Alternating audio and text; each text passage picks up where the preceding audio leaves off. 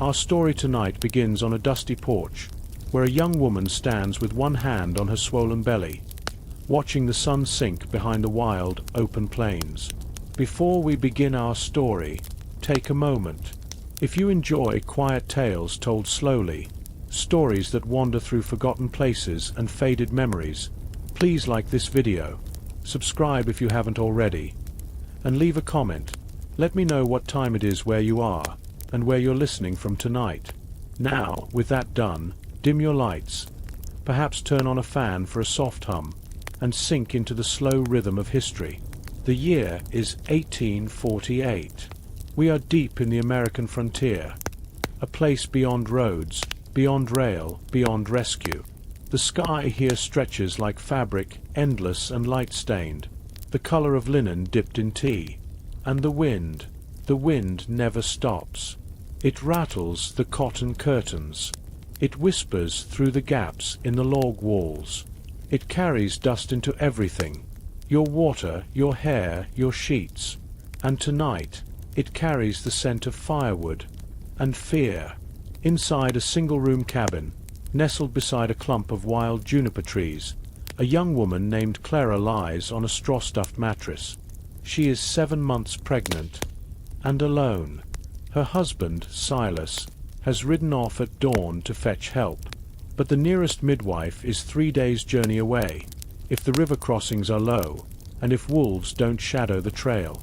Clara's breath is slow, but shallow. She presses a damp cloth to her forehead and listens for anything. A knock, a hoofbeat, a sign. But all she hears is the tick of the fire, the hiss of the kettle, and the creak of the cabin walls, tired bones of oak holding back the wild. Pregnancy on the frontier was not just a time of anticipation. It was a gauntlet. There were no hospitals, no doctors, no morphine, no guarantees. A woman might give birth on a dirt floor, by candlelight, with no one but her mother, or maybe a neighbor's teenage daughter, to guide her through. She might have to cut the cord herself. She might not survive. And yet, women did it. Again and again. Clara, like many before her, clings to memory and prayer. She remembers her mother humming old English lullabies as she churned butter. She remembers the way warm bread smelled when her father came in from the fields. She remembers a line from the Bible, too. Something about pain and Eve and the price of life. But those thoughts drift like wood smoke now. What matters is this moment, and whether her body, so small and tired and dry from the summer heat, can do what it was made to do. Outside, a breeze ruffles the tall grass. The stars wheel silently overhead. An owl blinks from the rafters, eyes wide and still, and Clara closes her eyes and waits. In our modern world, childbirth is often sterile, clinical, even routine. But in the 19th century frontier, it was a storm, unpredictable, violent, sacred. There were stories of women who bled too much, and no one could stop it. Stories of babies who came too early, or too late, or turned wrong inside the womb. There were stories of ghosts, mothers who whispered lullabies from behind cabin doors long after they'd passed. And there were tokens, too. A hair ribbon tied around the bedpost, a Bible beneath the pillow, a pinch of salt in the corner to keep evil spirits at bay. Clara had all three, but still, she feared. The land outside was as brutal as it was beautiful. Coyotes howled in the distance. Mosquitoes thickened the air. The garden had failed twice this season, and the potatoes were turning soft. She'd buried a sister once. Fever, after the birth of her second child. She was only 17, and now Clara was 18. Her hands rest gently on her belly, feeling the small kicks of the life inside her. Steady, sleepy movements like tiny brushes of wind. A reminder that even out here, in a world of silence and survival, something tender had taken root. The wind presses harder against the shutters, and Clara dreams of home. The sun had not yet risen. The darkness outside remained whole, unbroken, except for the faintest silver line across the horizon. In the soft flicker of the cabin's fire, Clara stirred again. Her body was restless, her thoughts tangled like twine. She had drifted in and out of shallow sleep, each time waking to the creak of her own bones or the ripple of the baby shifting inside her. She whispered a soft prayer into the straw pillow, not because she was pious, but because silence made the fear louder.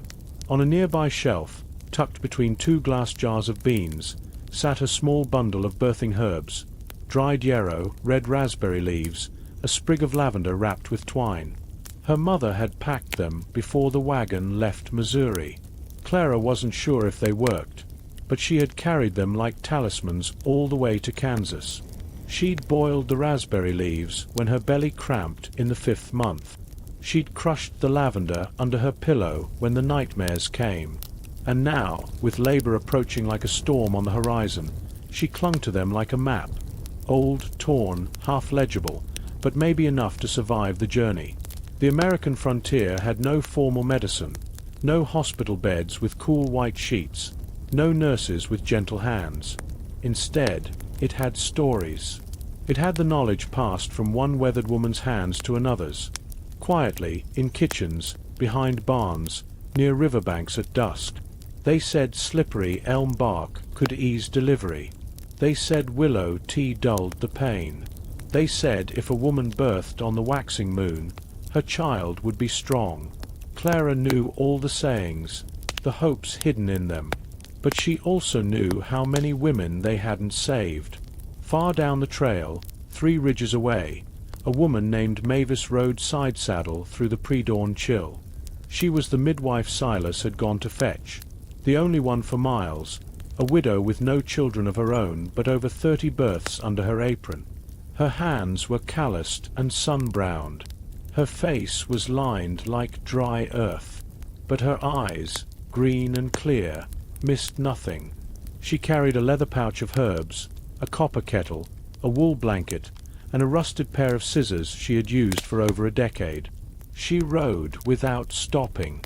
She rode like she always did when a life waited on the other side. Back in the cabin, Clara had risen slowly, each movement careful and measured. The floor was cold. Her feet touched down on packed earth that had once been swept smooth, now scattered with a few stray crumbs and the pale ash of yesterday's fire. She boiled water. She poured a mug. She stirred in honey and sipped quietly, listening for hooves. The silence stretched, and then the first cramp came. Not the flutter she had known, not the gentle tugs or the stretching pressure. This was sharper, like a thread pulled too tight. She braced herself on the table and breathed, just as her mother had taught her, in through the nose, out through the mouth, again and again, until it passed. It did pass, but she knew it would return, and soon. She began to prepare. She washed her hands with lye soap. She laid down clean cloths near the hearth. She arranged the scissors, the boiled thread for tying the cord, and the old spoon she would bite down on if needed. These were the rituals, not just for the body, but for the spirit.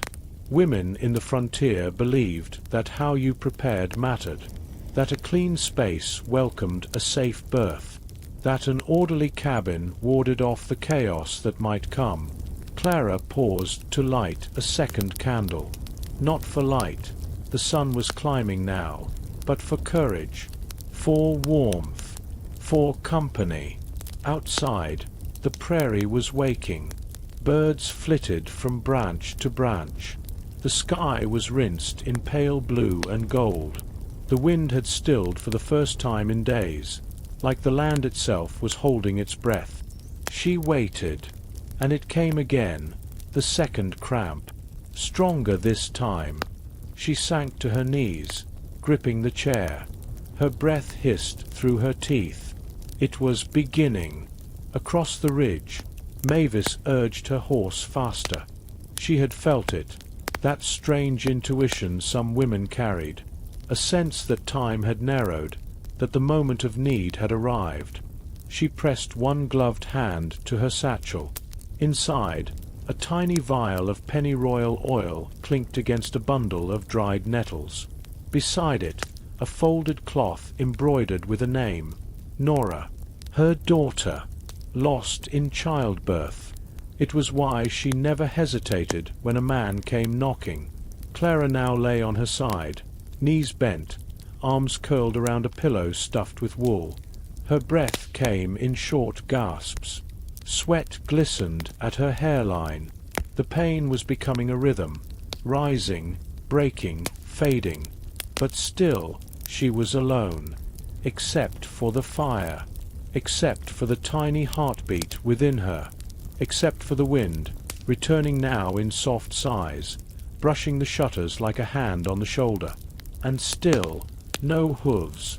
She whispered again, not a prayer this time, but her mother's name.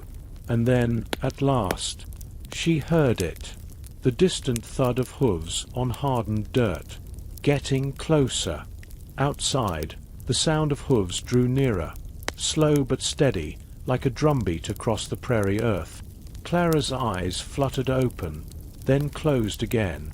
Her breath came in shallow gasps. She had counted 6 contractions now, or maybe 8. It was hard to tell anymore. In labor, time becomes elastic. Seconds stretch, minutes collapse. A moment of pain can feel eternal, and then vanish as if it never was. She was lying on the cabin floor, her cheek against a folded blanket, sweat trickling behind her ear. The fire popped gently behind her. The scent of wood smoke, lavender, and something sweet and metallic filled the room. She had begun to bleed. Not much, but enough to remind her that this birth would not be without cost. The door creaked open, and Mavis stepped inside. She didn't speak at first, just looked, assessed. Her boots thudded softly on the floorboards as she knelt beside Clara and placed a dry, cool hand on the girl's shoulder. "You've done well," she said simply. "I'm here now." There was something in her voice, not quite warmth, not quite steel, a quiet knowing, like an old tree still standing after every storm. Clara tried to nod, but her neck felt stiff. Her lips cracked as she whispered, "Thank you." Mavis worked quickly, unpacking her supplies with the efficiency of someone who had done this 100 times, which, truthfully, she nearly had.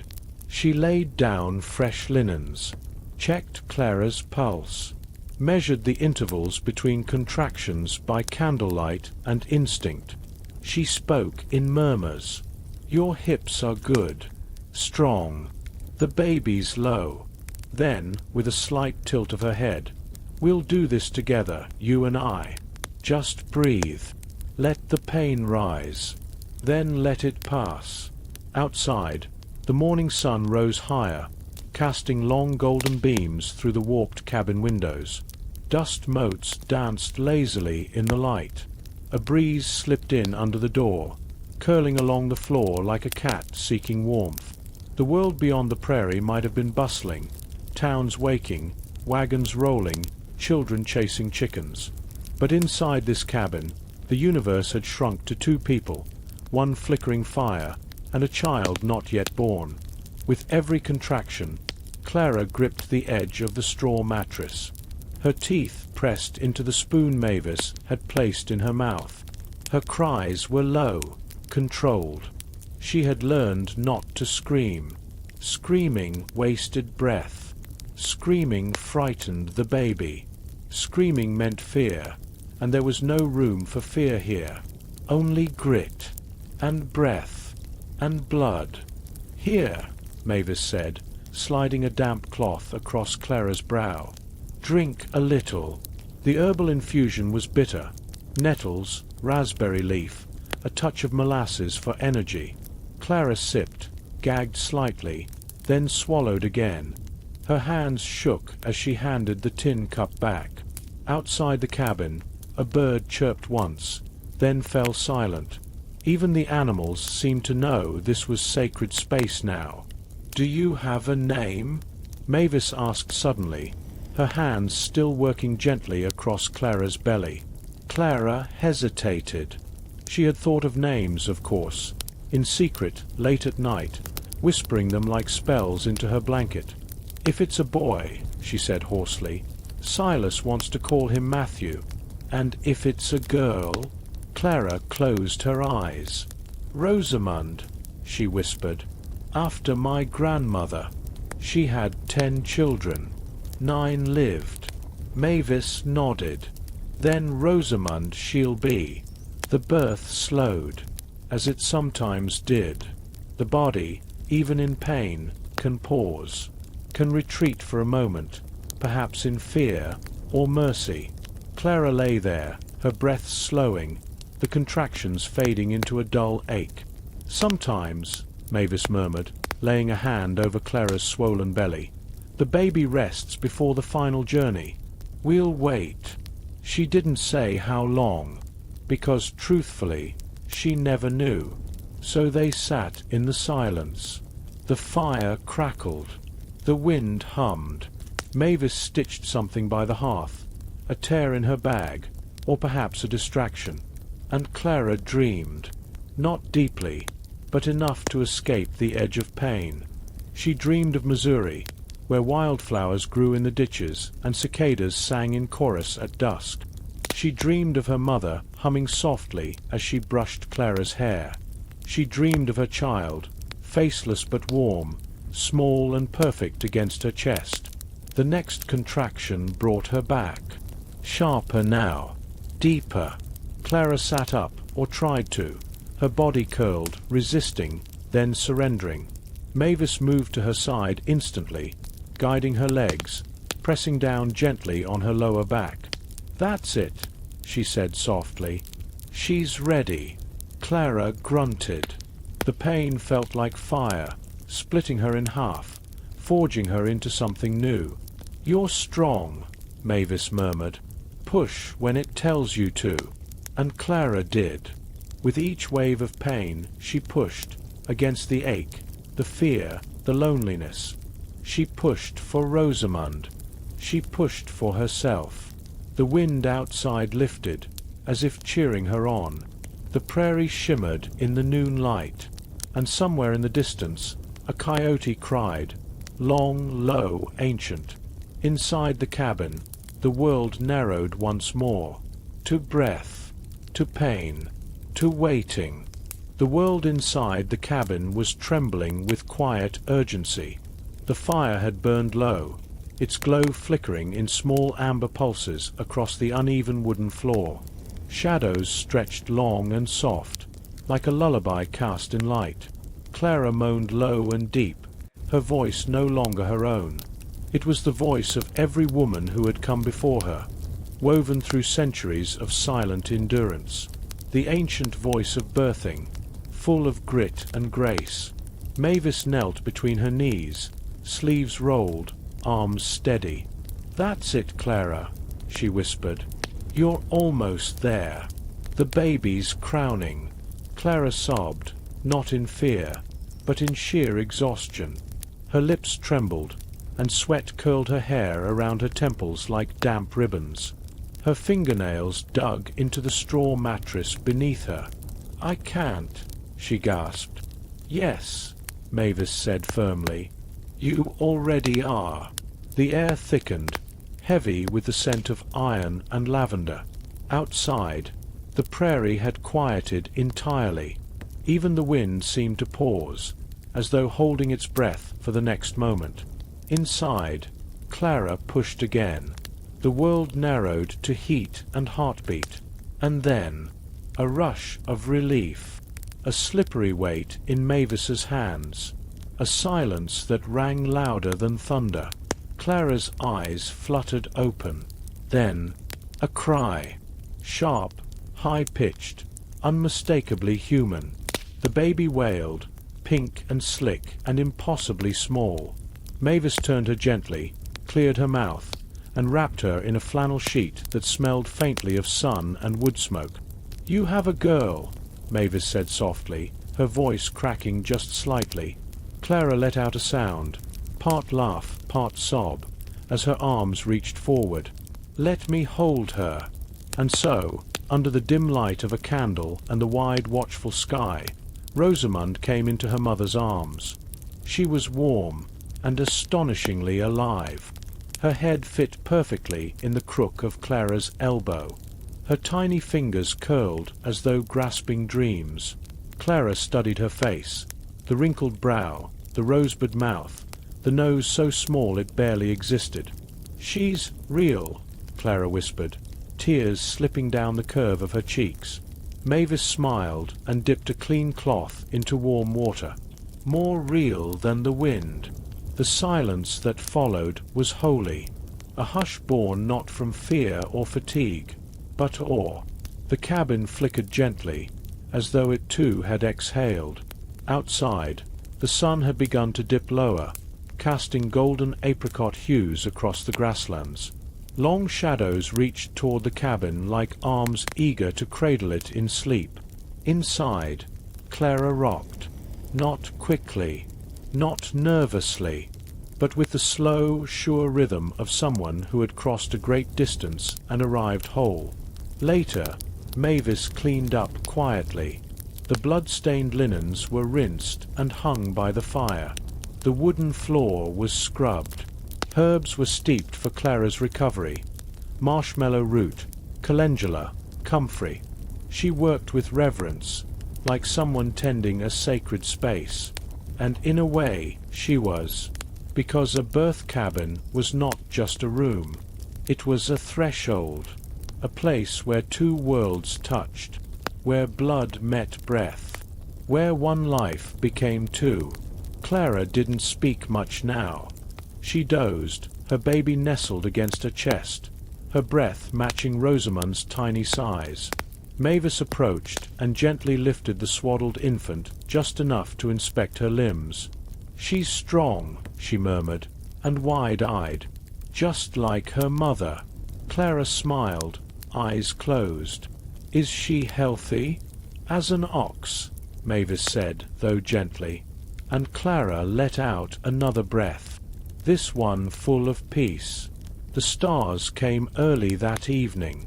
The prairie sky bloomed with tiny, blinking lights like campfires in the heavens. The wind stirred again, weaving through the long grass, across the quiet barn, through the half-closed cabin window.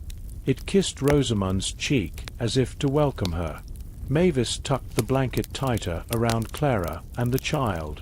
She moved slowly, mindful of not breaking the stillness. Then she sat by the hearth and picked up her knitting. The needles clacked softly, like rain on a tin roof. Outside, coyotes howled in the distance, but not in warning. Tonight, their song was soft, melodic.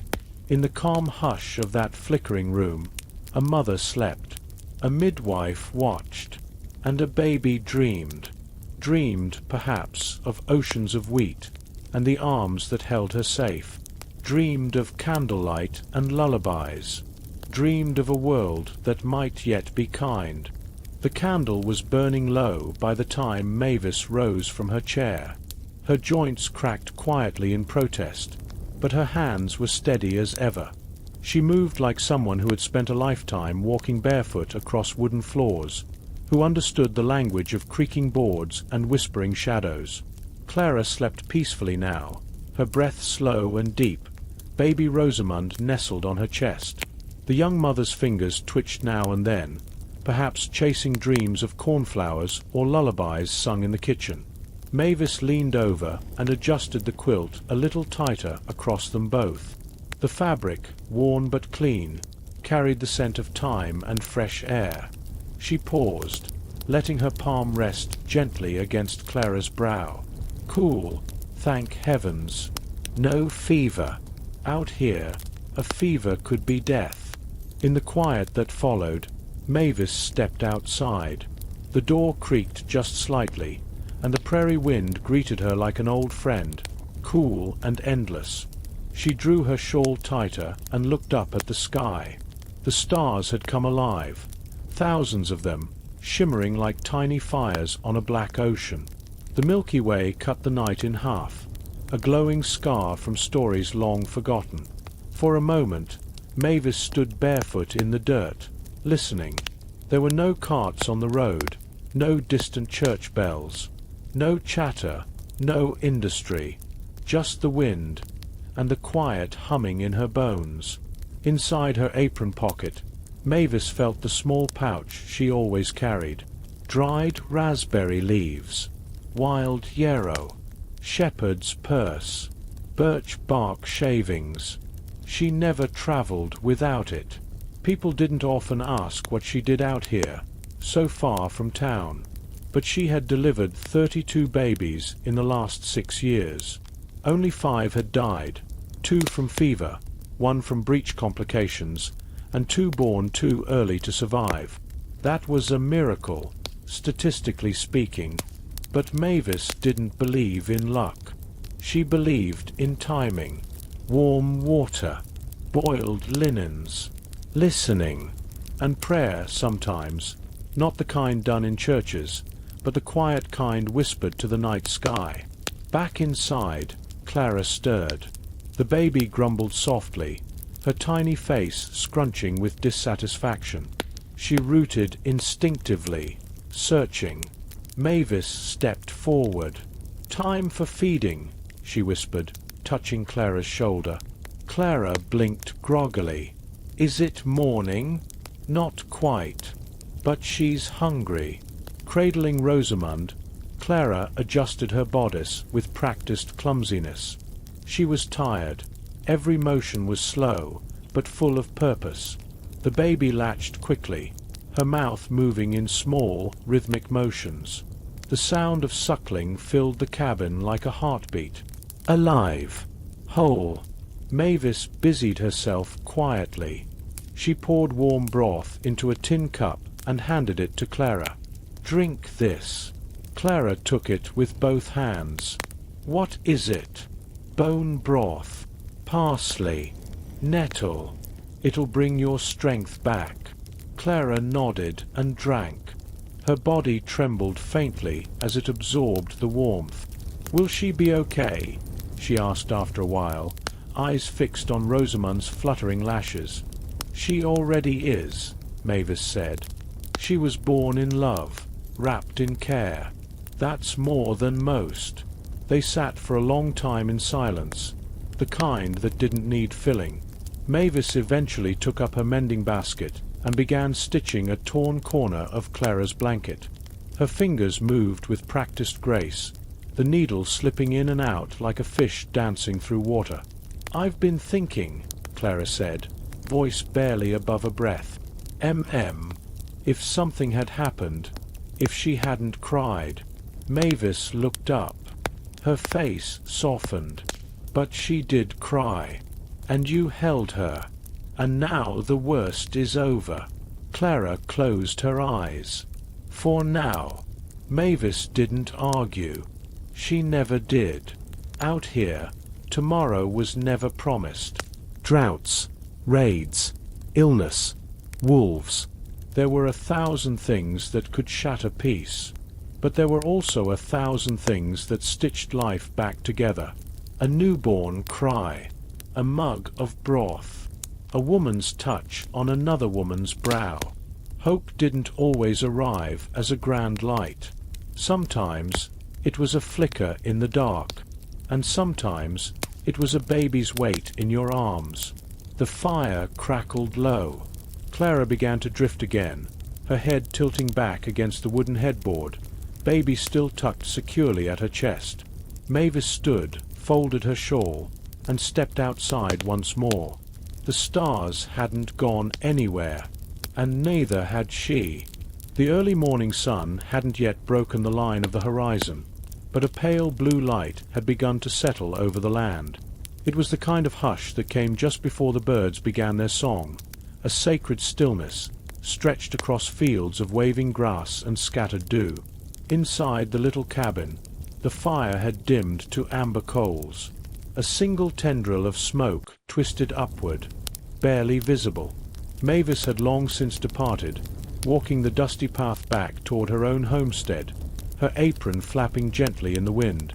Now, Clara was alone with her thoughts, alone with the warm weight of her newborn daughter, and the ache in her body that reminded her of all she'd endured. She shifted slowly, feeling each muscle protest. Her arms, sore from holding and rocking, her thighs, bruised, her stomach, deflated and tender. Even her fingers, from gripping and bracing, still throbbed faintly with memory. But she was alive, and so was Rosamund. That, Clara knew, was not guaranteed. She sat on the edge of her bed, the rough woolen blanket draped across her lap. Outside, the wind pushed gently against the walls. The faint bleating of goats drifted in through a cracked shutter, and a rooster called somewhere far off, sleepy and staggered. The day was beginning, whether she was ready or not. With effort, Clara placed Rosamund in the handmade cradle beside the hearth, a basket of woven grass and pine needles, its lining padded with leftover linen scraps and rabbit fur. The baby murmured, but did not wake. Clara's back twinged as she stood. She pressed one hand against the wall for balance. Then she began her day. She started, as always, with water. Carrying the tin pail to the well just outside the door, she moved slowly. The earth was still cool underfoot. At the well, she paused, hands on her hips, breathing in the early morning quiet. Drawing water required strength, more than she currently had, but she managed, teeth clenched. The full pail was heavy, sloshing as she walked back, dampening the hem of her skirt. Inside, she set it beside the fire and ladled some into the kettle. It would need to boil before she could use it for tea, for washing, for anything. She sat beside it, watching the flames begin to lick up around the bottom. The kitchen was modest, but hers. A wooden shelf lined the wall, holding tin cups, a single clay pot, and a mortar and pestle. She had a cloth bag of barley, a few onions, and a dried rabbit haunch Mavis had left behind. On the table, a small square of muslin held herbs, comfrey, sage, and a handful of dried calendula petals. She crushed them gently between her fingers. Their scent drifted up, earthy, soothing, familiar. She would make tea. She would drink it slowly. Then maybe she'd cry. Or maybe she wouldn't. There was no rule-book for recovery out here. When the tea was steeped and steaming, she took it in both hands and sat in her wooden chair, angled toward the hearth. Rosamund still slept, tiny fists curled beneath her chin. Clara sipped. It was bitter and warm. It travelled down her throat like an old memory. She stared into the fire, letting her mind drift. She thought of her mother, of the stories she used to tell, of the way she'd stitched patterns into Clara's dresses, tiny birds and leaves hidden in the hems. She thought of the midwife's face, lined and kind, of the pressure of her hands, firm and steady, of the way she whispered, "Push now, love, just a little more," and then the silence after, the cry that had filled the room like dawn breaking open. Later, Clara dressed herself slowly, folding her body into the routine of movement. A clean apron, hair braided back, feet slid into her softest shoes. There was butter to churn, if her arms could manage it, eggs to gather, a blanket to scrub. But first, she checked the cradle again. Rosamund's eyes were open now, wide and unfocused. She blinked slowly, her tiny lips moving like she was trying to form a thought. Clara reached in, cradled her against her shoulder. "I don't know how to do all of this," she whispered, "but I'll learn for you." Outside, The sky had turned from blue to gold. The day had fully arrived, and Clara, tired and brave, began to move within it. The wind had shifted. It was subtle, but Clara could feel it. The way it pressed against the corners of the cabin, the hush it cast across the trees. It was not the eager breeze of spring or the sharp gust of winter, but something in between, a quiet folding in of the world, like the land itself was catching its breath. Clara moved slowly through the small clearing behind the house, her arms wrapped tightly around herself despite the warmth of the morning sun. Her body still ached from birth, but her soul, oh, her soul was the part that felt the heaviest today, because in the neighboring cabin, Mavis had lost her child. It had happened just after dusk. Mavis had gone into labor with her third child, a girl, she'd been so sure. Clara had walked over barefoot, apron damp from washing, just in time to find her friend kneeling on her bedding, sweat shining on her brow. And yet, something had not gone right. There was no cry, no movement, just silence. Clara had never known a silence so loud. Now, she wandered out where the grasses grew tall and the breeze whispered through the fence posts. Her own baby nestled safe against her chest, bundled in soft linen. But her heart ached for Mavis. Stillbirth was not uncommon on the frontier. Neither were miscarriages, infant fevers, or sudden, inexplicable losses. The land was generous, but not gentle. It fed, but it also took. And when it took, it did so without explanation. There were no doctors out here. Only midwives with calloused hands and old prayers whispered under their breath. Only neighbors who knew how to dig graves, small and neat, beneath cottonwood trees. Clara had helped Mavis bury the child that morning. The earth was dry. The wind blew dust into their eyes. They had not named her. There had not been time. Later, back at home, Clara sat with her Bible open on the table. She traced the edge of the page with one finger, not reading, just grounding herself in the familiar feel of the worn leather binding. The words no longer offered answers, but they reminded her that people had survived worse. Somehow. She closed her eyes and breathed in deeply. Then came the familiar tug of sorrow, and beneath it, guilt, for having her baby while another mother had not. She touched Rosamund's soft cheek. "Why was I spared?" she whispered. "Why her?" Faith on the frontier was not a performance. It was a necessity. People clung to their belief not out of ceremony, but out of desperation. Each Sunday gathering at the church, half barn, half chapel, was less about doctrine and more about collective hope, a place where grief could stand beside joy without shame. Clara had seen Mavis weep beside the wooden altar once, hands clasped so tightly they turned white. She had seen a man fall to his knees in thanks when his wife survived a third difficult birth. She had seen silence and sorrow stitched into every hymn, and yet they came. Every week, every season. Clara folded the Bible closed and set it aside. She rose and wrapped Rosamund tighter against her chest. Then she walked outside. Mavis was sitting on her porch. She looked pale, her hands motionless in her lap. Her eyes didn't move when Clara approached. Without a word, Clara sat beside her. They sat in silence for a long time. The kind of silence only two mothers could share, one with a baby in her arms, the other with a hollow space where one should have been. Eventually, Clara reached over and took Mavis's hand, and Mavis, blinking slowly, her breath catching in her throat, squeezed back. In the distance, the sun was setting behind a ridge. The fields turned to honey gold, then rose, then ash. Somewhere, a bird called out its lonely evening song, and beneath it all, the prairie exhaled. Clara closed her eyes.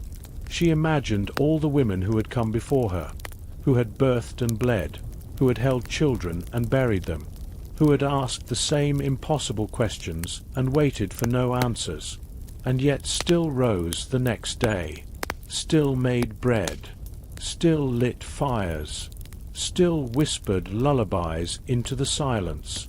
She whispered one now, not for Rosamund, but for the baby who hadn't stayed, a hymn without words, a comfort for the wind to carry.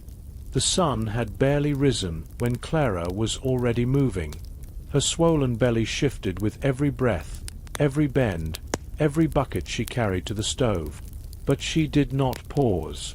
Out here, rest was a luxury reserved for after dusk, if at all. The wooden floor creaked softly beneath her bare feet. She poured water into the basin with a dull splash.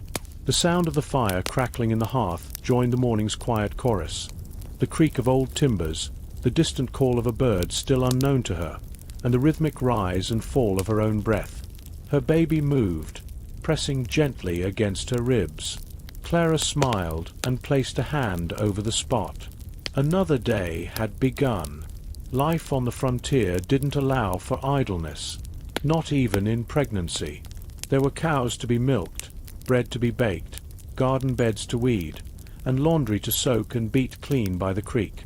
Most days, Clara could complete the routine by memory, her body doing the labor even as her mind wandered to softer thoughts. Her baby's name, the sound of lullabies, the smell of warm bread mixed with wool. But other days, when her legs ached too much or the child inside pressed a little too hard, everything became heavier.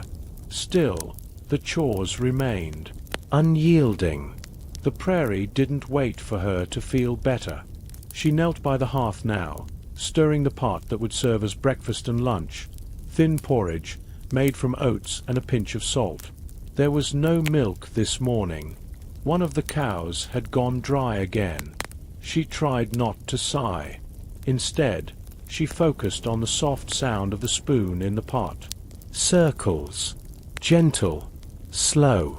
Above her, the rafters caught the rising light. There were dust motes dancing up there, caught in the beams. She remembered her mother saying, "Even the dust is holy when you're expecting." A quiet smile pulled at her lips. Pregnancy on the frontier was not simply a personal journey. It was a communal one. Neighbors watched closely. They offered suggestions, herbs, old wives' wisdom passed down through generations. Every ache had a cure. Every symptom had a story. Swelling hands mean it's a girl. A wide belly means twins. Keep a sprig of sage near the bed. Wards off sickness. Clara listened to it all with patient nods. Sometimes she took the advice, if only to make the giver feel useful. Other times she buried it deep, unsure if she believed any of it. But there was comfort in the sharing, in the knowing glances between women who had carried and birthed and bled just like her. She was not alone. At midday, Clara sat outside beneath the bare arms of the cottonwood. She had peeled potatoes. She had strained milk. She had sewn the last patch into the child's swaddling blanket. Now she sat. Her hands rested on her belly, her thumb tracing the soft slope of its curve. A breeze stirred through the tall grass, lifting the hem of her skirt just enough to cool her ankles. She closed her eyes, and for a moment, just a moment, the world quieted. No cows, no woodpile, no pounding headaches or cramped fingers. Only the rustle of wind through the prairie and the sound of her unborn child shifting, stretching, growing.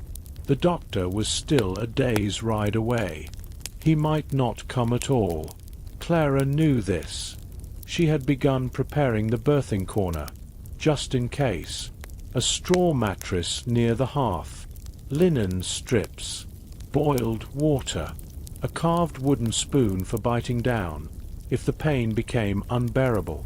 She had prayed over it the night before, not for an easy birth, though she hoped for one, but for endurance, for strength, for silence, should it be needed, and for the will to carry on, no matter the outcome.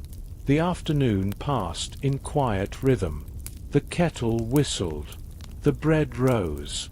The shadows grew long and soft against the walls. As dusk came, Clara lit the lamp. The room filled with warm golden light, flickering across her sewing basket, and the iron pan hung neatly on the wall. Her eyes, heavy now, lingered on the door. She imagined her husband returning from the ridge, his boots scuffed, his face sunburned, a handful of kindling and a smile for her belly. He would not say much, he never did, but he would touch her shoulder and nod, and she would know. Another day survived. Clara climbed into bed, one hand on her belly, the other on the quilt her mother had made. It smelled faintly of lavender and smoke. She listened, to the wind, to her breath, to the soft creak of the house settling into night, and she whispered, "Just a few more weeks, little one, just a few more." Then she let sleep take her, wrapped in the quiet strength of every mother who had come before her, wrapped in the waiting, wrapped in hope. Close your eyes, if you haven't already, and listen closely. Imagine the sound of bare feet moving across wooden floors at midnight, the creak of a floorboard, the hush of whispered prayers, the steady crackle of a fire still burning low in the hearth. This is where our story finds us tonight, in a quiet cabin on the edge of the American frontier. But we are not alone. A woman has entered. She carries no satchel, no tools, only her hands and a small pouch of herbs tucked into the folds of her apron. She is the midwife, and she has come by candlelight. The frontier midwife was not a doctor, but she held knowledge no doctor could replace. She knew how to feel a baby's position through the swell of a belly. She knew when a woman's breathing changed just before the final hour. She knew which teas calmed nausea, which poultices eased swelling, and which whispered words brought courage to a mother gritting her teeth through labor. She carried stories in her hands. Generations of women had passed their wisdom to her, by memory, by whisper, by example. She had seen birth in barns, kitchens, stables, and fields. And she had seen death, too. Clara sat with her one evening, her hands fidgeting in her lap. The midwife, Martha was her name, gently reached across the table and placed her hand atop Clara's own. "No need to worry until it's time to worry," she said softly. Clara smiled, a nervous smile. Martha leaned back and stirred her tea. The steam smelled of raspberry leaves and dried nettles. "Do you have help?" she asked. Clara nodded. "My neighbor, Ruth. She said she'd come." "Good," Martha whispered. "No woman should labor alone." There was a quiet pause. Then Martha looked into the fire. "I lost my first," she said, almost inaudibly. "I was too far from help. By the time someone came, it was over." Clara didn't speak. She only reached across and held the midwife's hand this time. They sat in that silence together, two women from different lives, tied by the same quiet fear. Midwives on the frontier were often poor, often old, often women who had no formal training. Yet they were summoned before the preacher, the doctor, even the husband, because they stayed. They stayed when the screaming started, when the baby crowned, when the silence came afterward, whether joyful or heartbreaking. They knew how to tie the cord with thread boiled in vinegar. They knew how to massage a weary womb. They knew how to hold a stillborn baby with gentleness, and how to wrap it in clean cloth without a word. Martha had done all of it, and she had never written a single line of her work in any book. The night Clara went into labor early, Martha arrived within the hour. She came wrapped in her brown shawl, her boots muddy, her eyes calm. She didn't ask questions. She only rolled up her sleeves and said, "Boil water, and bring me the clean linens." Clara's husband paced outside the door. Ruth sat near Clara's head, holding her hand tightly, and Martha began her work in silence. Labor on the frontier was not marked by hospitals or bright lights. It happened in the hush of candlelight, the groans softened by quilts, the cries muffled by biting down on a scrap of leather or cloth. The pain came in waves, each one fiercer than the last. Martha whispered between them, "You're stronger than the wind, Clara. Let it pass through you." Outside, the night was still. Inside, time moved like honey, each contraction a battle, each pause a breath. Then came the moment, the fire in the bones, the pressure like the earth splitting open, and Martha cried, "Now!" And Clara pushed with every last part of herself. Then silence, then crying. A baby's sharp, beautiful cry rang through the wooden room like a bell. Clara wept. Ruth wept. Even Martha blinked away a tear as she wrapped the child in a warm towel and laid it gently upon the mother's chest. "It's a girl," she whispered, "and she's strong." The baby's fingers curled tightly around Clara's thumb. And just like that, the pain was behind her. What remained was the sound of breathing, the scent of blood and herbs, the glow of the lamp flickering low, and the sense, deep, bone deep, that something sacred had passed through this room tonight. The frontier midwife packed her things quietly. She stayed for tea, and for the second feeding. She checked on the baby's color. She checked on Clara's bleeding. Then she nodded to Ruth and disappeared into the cold pre-dawn light. The snow outside had begun to fall, but Clara didn't feel the cold.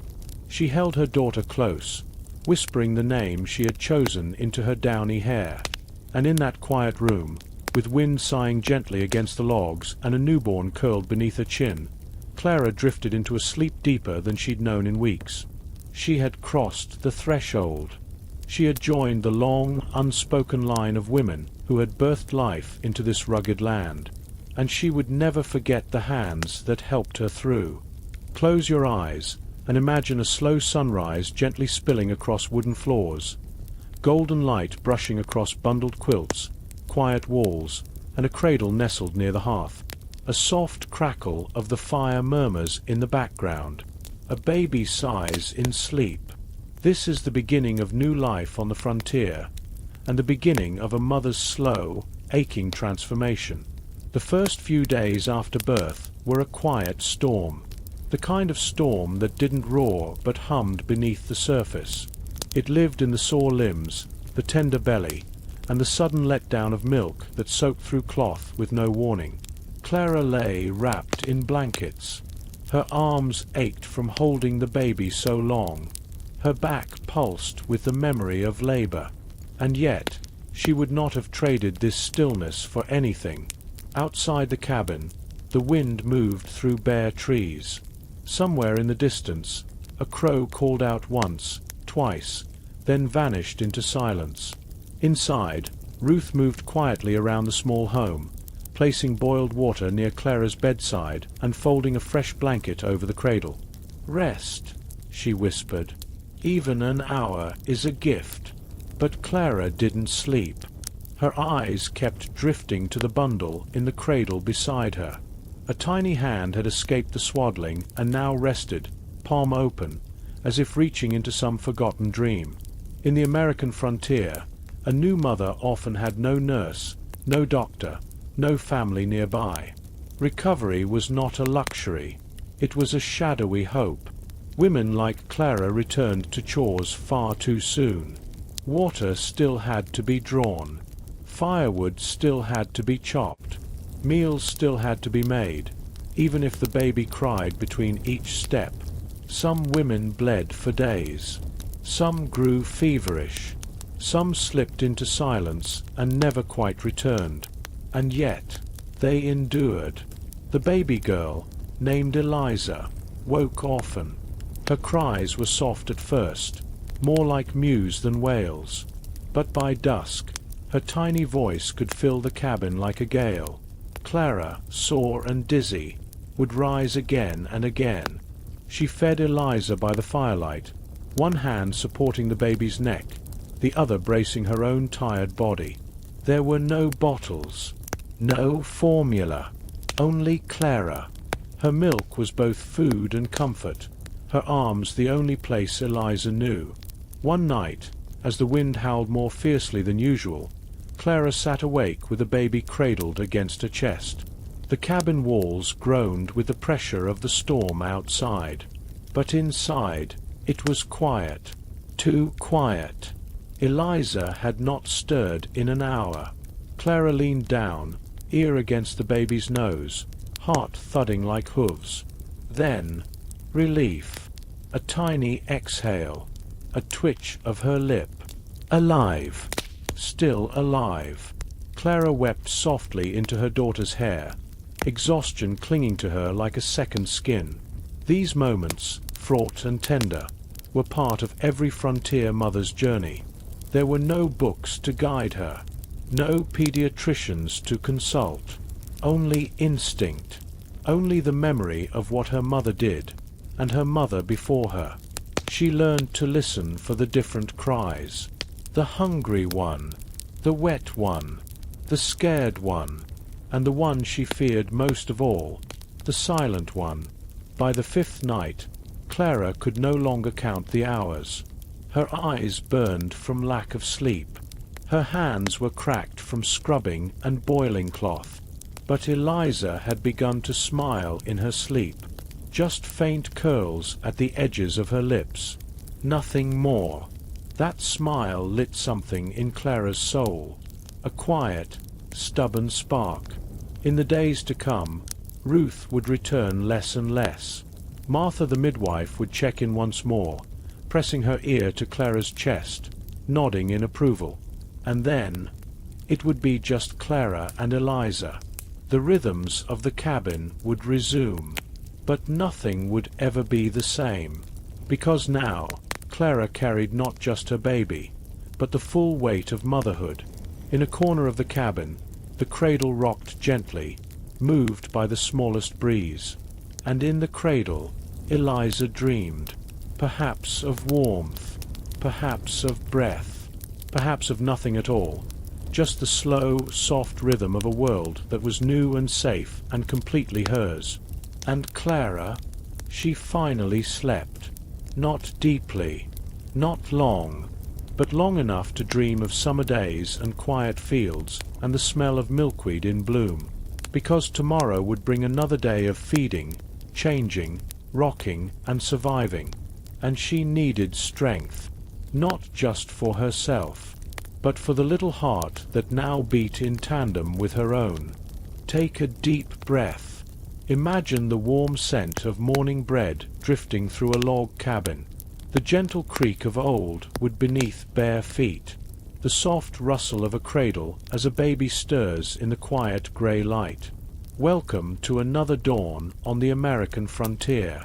Clara rose with the first stretch of light that slipped through the chinks in the cabin wall. Eliza, swaddled tight, lay in the cradle, her mouth twitching with tiny, unconscious movements. Outside, the frost still clung to the edges of the windows. The earth was pale, still sleeping, but Clara could not sleep. She wrapped herself in her wool shawl and placed her feet gently onto the cool floor. The fire had burned low in the hearth, leaving only glowing embers, small suns buried in ash. She fed them new logs, watched them catch, listened to the familiar snap and crackle. A sound like company, a sound like home. The baby woke with soft cries. Clara scooped her up, cradled her against her breast. Her body was sore, but her arms moved with practiced grace. She sat by the fire and nursed, the flames flickering softly across her face, casting long, dancing shadows against the cabin walls. As Eliza fed, Clara's mind wandered to her own mother, to the soft lullabies sung in German and broken English, to the memory of quilts folded on wooden trunks and the scent of lye soap and bay leaves. When Eliza was full and calm again, Clara laid her gently back into the cradle and turned toward the rest of the day. There was no luxury of resting long. The rhythms of survival called, quiet but constant. First came water. She pulled on her boots, fastened her cloak, and stepped into the morning. The air was sharp, but still, the sky pale and wide. She carried 2 wooden buckets down to the creek. The ground was stiff with frost, the grass crunching beneath her soles. She dipped the buckets one at a time, the water shockingly cold against her hands. By the time she returned to the cabin, her fingers were stiff and red. She warmed them near the hearth, then poured water into the kettle and set it over the fire for the day's washing. Next came breakfast. She crumbled cornmeal into boiling water, stirred it with a wooden spoon until it thickened into something warm and filling. A single pat of butter, a touch of salt. Simple, familiar, enough.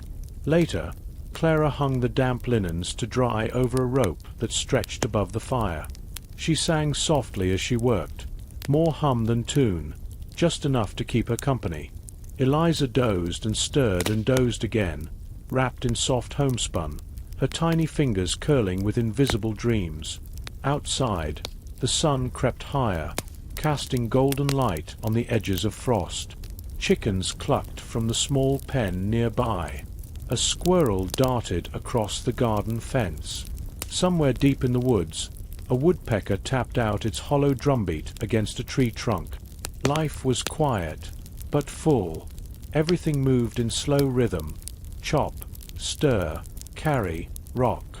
But every movement held purpose. By midday, Clara paused. She sat with a cup of warm broth, watching the baby sleep, her own breath steady. There were no visitors that day, no letters, no new supplies. But Clara had what mattered: fire, food, milk, and love. Enough. The afternoon faded gently, the sun slipping lower. Clara mended Eliza's cloth wraps by the window. She turned each corner with care, her needle threading through fabric like a lullaby.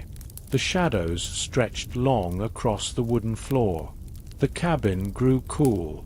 She closed the shutters and fed the fire again. In the evening, the old loneliness crept in. Sometimes Clara would speak aloud, not to anyone in particular, just to fill the space. She might talk to the baby, or to the fire, or to her own hands. Sometimes she would tell stories from her childhood, half-remembered tales of forests and animals, passed down from her grandmother. Eliza didn't understand, of course, but she listened, in her own way, her gaze soft, her body still. The fire cracked, the cradle rocked, the world turned. At night, when Clara finally climbed into bed, her bones ached with the wear of the day. But there was peace in the ache, because it meant she had made it through another day, another set of hours stitched together by will and love. She kissed Eliza's forehead, drew the quilt up to her chin, and closed her eyes. Outside, the wind moved gently through the pines. Inside, the baby slept, and the fire glowed, and the rhythm of a frontier day came to rest once more. The morning sun rose slowly through a shroud of soft, rolling mist. The trees stood quiet as ghosts, their trunks damp with dew, and the golden light filtered between their branches like silk threads. Inside the cabin, Clara stirred before the fire. She had hardly slept, her ears half-tuned all night to Eliza's breathing, the creak of the timbers, the wind pressing gently against the shutters. But she was used to that now. Sleep had become a stranger ever since the child was born. Yet this morning was different. Today, the midwife was coming. She pulled her long hair into a braid, her fingers still tender from yesterday's sewing. Her dress, though faded, was clean. She added a fresh apron and swept the hearth once more, despite it already being tidy. The corners of the cabin gleamed in the light, and a pot of barley water warmed gently on the coals. Clara wanted the place to feel calm, safe, whole, even if she herself still felt frayed around the edges. The sound of hoofbeats broke the quiet. Clara peeked through the cracks of the shutter and saw the shape of a woman approaching on a small brown horse. The midwife. She wore a dark cloak, with a willow basket tied to the back of the saddle, and rode with the kind of straight-backed posture that only years of forest paths and miles of weather could teach. As the mare stopped before the cabin, Clara stepped outside. "Good morning, Miss Rilla," she said softly. The older woman dismounted with a creak of leather and a kind nod. "And good morning to you, Clara, and to this little one I've heard so much about." Inside, the cabin seemed to hold its breath as the midwife entered. She removed her cloak and hung it near the door, then knelt beside Eliza's cradle. Her hands were steady and dry as parchment. Her voice was low, rhythmic, almost like a lullaby itself. "She's growing strong," Rilla murmured, brushing a careful hand along Eliza's soft belly. "Her color is good. Joints are loose, just as they should be."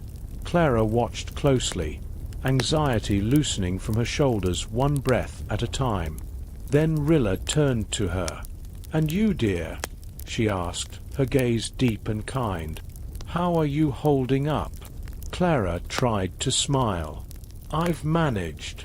The midwife took her hand, felt the warmth of her skin, examined the veins just below the wrist.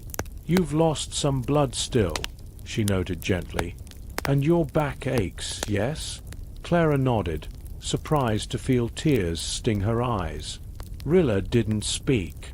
She simply moved to her basket and pulled out a bundle wrapped in soft cloth. Inside was a satchel of herbs, comfrey, yarrow, calendula, and something Clara didn't recognize. She boiled water and made a wash for Clara's lower back, instructing her to lie still as the steam soaked into her bones. Then came a bitter tea, meant to slow the bleeding and soothe the belly. It wasn't magic, but it was comfort. And on the frontier, comfort was rare enough to feel sacred. While the tea cooled, the midwife prepared a small charm. Just a circle of woven twigs, wrapped in red thread, with a few poppy seeds pressed into its center. "This," Rilla whispered, "hang it near her cradle, not for superstition, though some might say so, but because the act of placing protection over our children, it helps us sleep better too." Clara nodded, holding the charm with reverent fingers. She tied it beside Eliza's cradle, just above her pillow, where the light of the fire touched its edges. The midwife stayed for hours, never rushing. She taught Clara how to check for fever in the child's feet, how to warm the belly with pressed flannel, how to soothe the gums when teeth began to stir below the surface. They spoke of nothing and everything, of childbirth stories from neighboring farms, of weather changes, of the old world and the new one. At one point, Rilla touched Clara's hand and said, "You are not alone, not truly. You're part of a long, unbroken chain of women who have held life in their arms like this, who have sung and wept and stitched and survived." Clara blinked at the fire. Something in her chest unwound. By late afternoon, Rilla stood to go. Eliza was sleeping, her breath steady and slow. Clara walked with the midwife back to the path, the grass damp beneath their boots. "You'll be all right," Rilla said, climbing onto her mare. "You're stronger than you know." And then she was gone, her silhouette swallowed by trees and mist. That evening, Clara lit a new candle. She wrapped Eliza tighter, kissed her downy forehead, and sat beside the cradle as shadows danced along the walls. Outside, The wind rustled gently in the pines. Inside, Clara whispered the words the midwife had given her, a quiet prayer, more rhythm than meaning. To blood and breath, to hearth and thread, we mend our days, we share our bread. To life that lingers, light that stays, we rise again, through quiet days.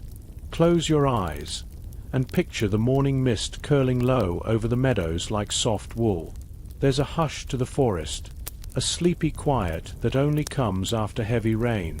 The leaves, washed clean, glisten faintly in the pale light. A hush falls over the land, as if all things, trees, birds, even wind, are holding their breath. Inside the little cabin, Clara gently laces her boots. Today, she is leaving the cottage for the first time since Eliza was born. The basket is ready, a loaf of barley bread wrapped in cloth, a small jar of goat cheese, and the softest blanket she owns, to wrap around her child. Eliza is tied close to Clara's chest in a shawl the color of dried lavender. The baby shifts but does not cry, lulled by the steady rhythm of Clara's breath and the soft motion of her mother's steps. Outside, the world feels larger than it did before. The trees seem taller, the path to the village longer. The very air holds a kind of reverence, as if it remembers every woman who once walked this road, newborn in arms, uncertain in heart. Clara walks slowly. Her hips ache still, but the motion is soothing in its own strange way. Her fingers brush along tall grasses as she walks, and droplets of water cling to her skirt. The path curves past a crooked fence, through a narrow grove of birch trees, and then opens toward the wide green slope that leads into the village. Smoke curls lazily from the chimneys. Children chase each other between cottages. Somewhere, a cow bellows. Chickens scatter, and Clara stands still for a moment, afraid. It isn't shame she feels, it's unfamiliarity. Her body has changed. Her place in the village has shifted.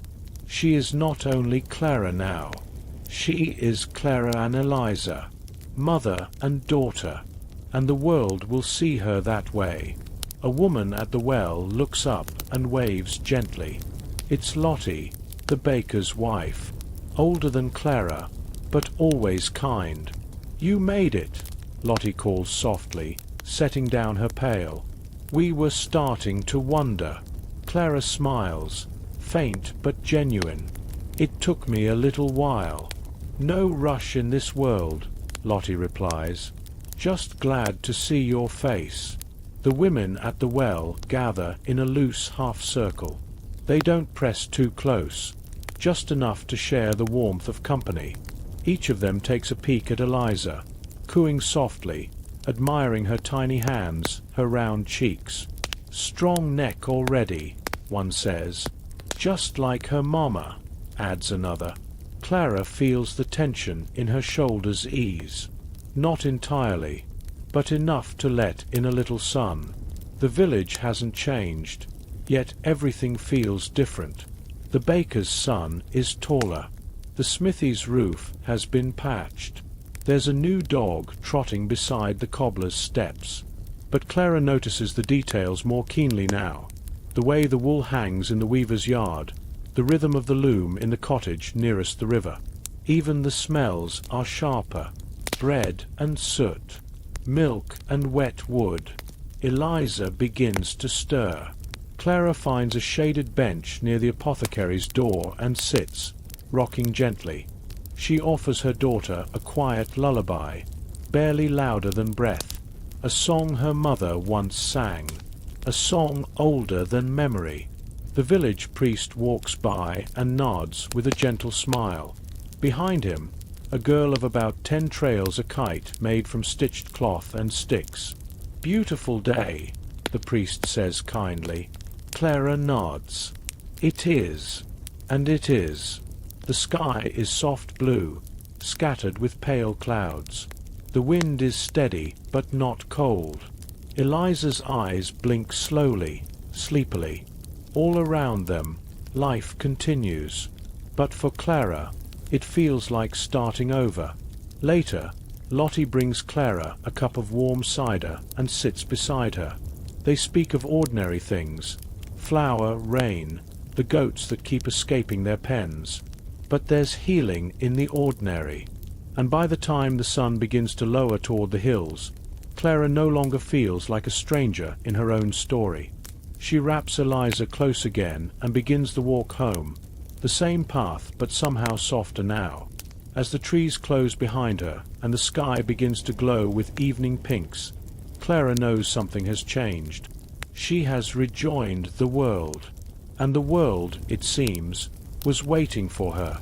The fire crackled gently in the hearth, sending thin trails of smoke curling toward the chimney stone.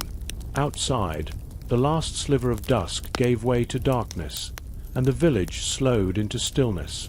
Doors latched. Lanterns flickered behind cottage windows, and somewhere beyond the fields, an owl called into the hush. Inside her home, Clara wrapped Eliza in a linen blanket and laid her softly into the woven cradle.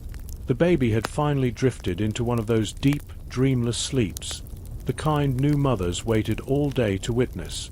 Clara's hands, though sore from the day's work, moved with quiet purpose as she tidied the table, swept the last crumbs from the floor, and set a kettle by the fire. But even as the warm scent of dried chamomile filled the air, she couldn't ignore the small folded scrap of parchment tucked by her doorframe. It had been slipped there some time after she'd returned from the village earlier that day, tied with rough twine. Her name scrawled in charcoal. It read simply, "Tonight, the Grove." She knew what it meant. The Grove was older than the village, older than the road, even older than the castle's first stones, some said. Hidden behind a stand of yew trees and tangled underbrush, it was a place whispered about, but rarely spoken of aloud. Only the women went, and only under moonlight. It was not a place for men or priests. It was a place for remembering. Clara pulled on her shawl, the blue one her mother had passed down to her, worn soft with time. She tucked the edge under her chin and stepped quietly into the night. The path to the grove was not marked. It was found by feel, by instinct, by memory passed down from mother to daughter. The air grew still as she walked, and even the frogs by the creek fell silent. Soon, the clearing opened before her. A circle of stones ringed the grove's heart, and around them stood a dozen women, most with cloaks drawn, faces half lit by the lanterns they carried. Lottie was there. So was the midwife, the baker's eldest daughter, and 3 others Clara had only seen from a distance. All of them turned to welcome her with small, knowing nods. No one spoke at first. There was no need. Instead, they moved slowly, deliberately, into a circle. Some sat on low stools, others upon woven mats. The oldest of them, grey-haired Alwyn, reached for Clara's hand and gently guided her down beside her. Alwyn's voice was a thread of wind. "You've come through fire, child, and now you carry the ember." Clara nodded softly. "Some days it still burns." Alwyn smiled faintly. "Then tonight we cool it with memory." What followed was not ceremony, but story. Not ritual, but remembrance. Each woman shared something, a tale, a lesson, a sorrow, spoken slowly, without hurry. Some stories had been passed down through 5 generations. Others had happened only the week before. But all held the same quiet weight, like pebbles dropped into a still pool, sending ripples outward. One woman spoke of birthing her first child in the snow. Another recalled the hunger after the summer of rot. A third, barely older than Clara, told of a miscarriage hidden from the village, and the dreams that still haunted her. And then they turned to Clara. She hesitated. The night air was thick with honesty, and in its warmth, silence felt just as sacred. "I was afraid," she began, afraid I wouldn't come back from it, from the bleeding, the pain, the not knowing. Every morning felt like walking into a fog. She paused.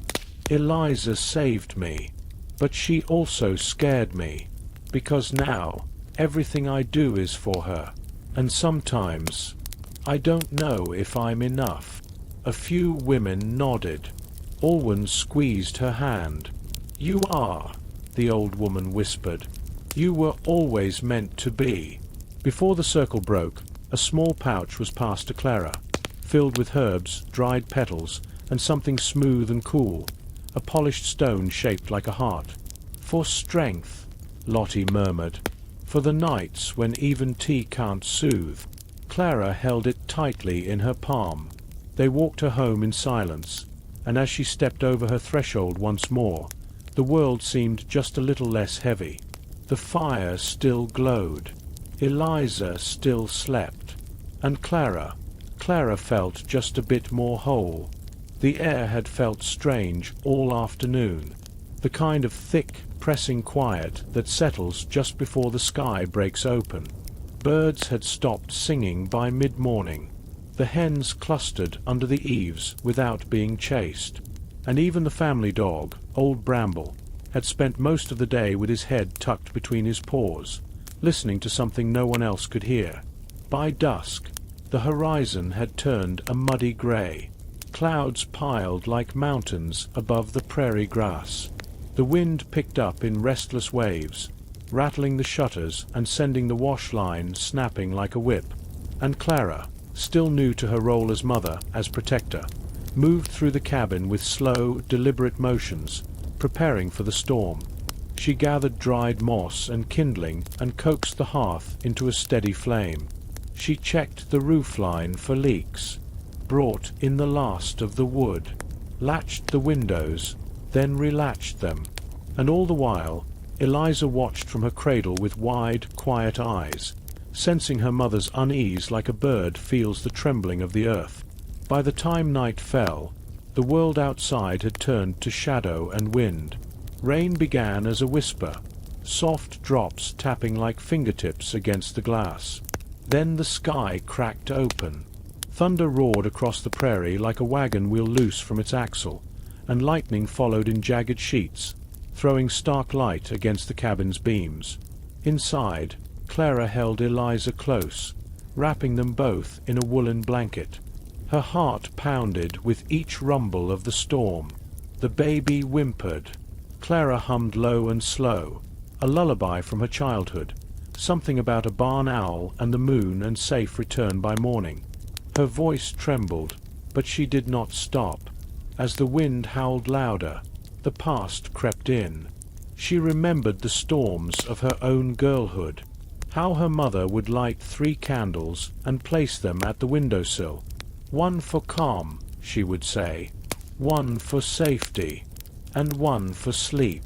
Clara had no beeswax candles left, just a stub of tallow, but she lit it anyway and set it beside the cradle, watching its faint glow flicker against Eliza's face.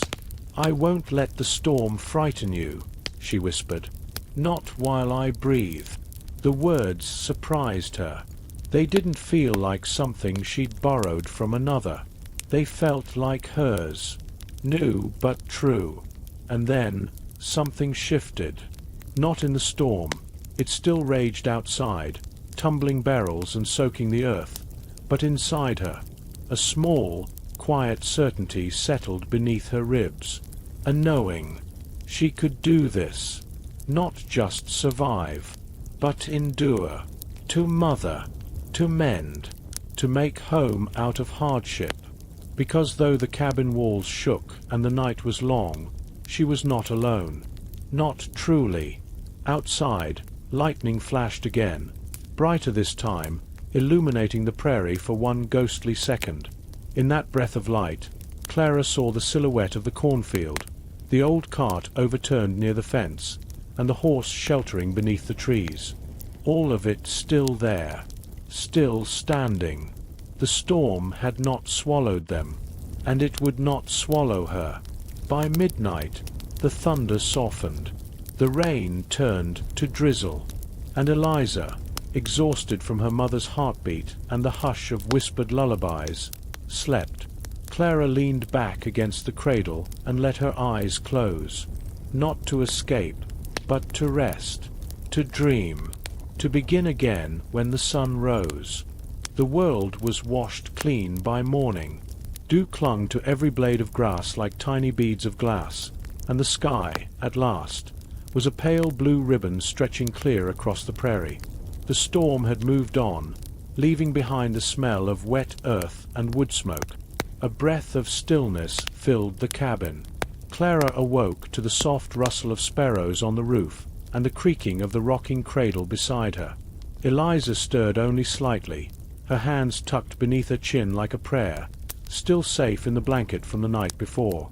The storm had not won.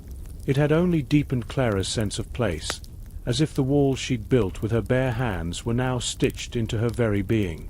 She moved through her morning chores with a rare steadiness.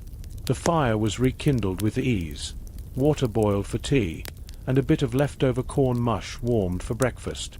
She stepped outside barefoot, her skirts damp at the hem as they brushed against the soaked grass.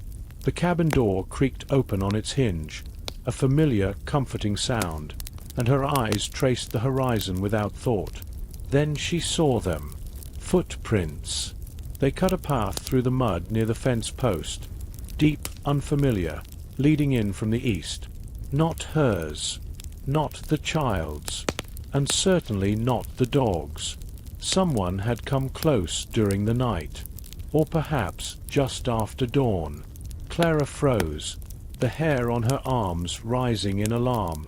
But there was no sound beyond the buzz of early flies and the sleepy drone of bees. Still, she knew what she saw. The prints were clear, heavy, male, perhaps, or simply someone carrying weight. She knelt beside them, fingers grazing the edge of one. It was beginning to dry now in the morning heat, but not yet gone. Whoever had walked this way was near, too near. Her heart picked up pace, but she did not run. Fear had shape and shadow, yes, but it would not control her. She stepped back into the cabin, gently closed the door, and set the latch. She moved with care, gathering her hunting knife, the horn-handled one her father had given her before she left for Kansas. It had never tasted blood, she hoped it never would, but it stayed sharp all the same. Then she waited, listening, watching. The baby slept. The light changed. And then, a knock. 3 slow taps on the door frame. Clara rose, every muscle alert. She eased toward the door, fingers tight around the hilt of the knife, and called through the wood. "Who's there?"